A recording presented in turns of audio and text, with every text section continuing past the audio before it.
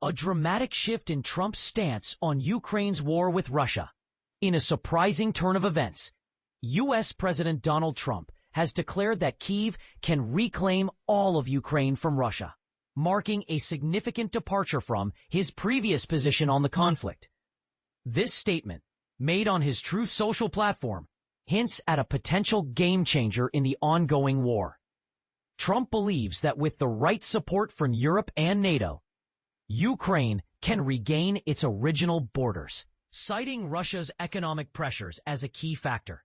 His comments followed talks with Ukrainian President Volodymyr Zelensky and an address to the UN General Assembly. A controversial interpretation? Trump's statement that Ukraine could maybe even go further has sparked curiosity and debate. What exactly does he mean by this? Could it be a reference to Crimea, which Russia invaded and annexed in 2014? This part of his post leaves room for interpretation and speculation. A new perspective on Russia's strength. Trump's change of heart seems to stem from a deeper understanding of the Ukraine-Russia military and economic situation. He now labels Russia as a paper tiger, suggesting that its military might is overstated and its economic troubles are a weakness that Ukraine can exploit. Zelensky's response and security guarantees. Ukrainian President Zelensky has welcomed Trump's big shift in position. Speaking at the UN, he indicated that the U.S. might be willing to provide security guarantees to Ukraine after the war concludes. However, he admitted that specific details are still lacking, leaving room for further discussions and negotiations. NATO's role and airspace incursions.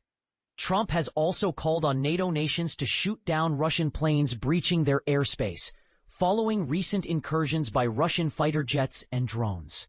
This proposal comes after Estonia, Poland, and Romania, all NATO members, reported violations of their airspace by Russian aircraft.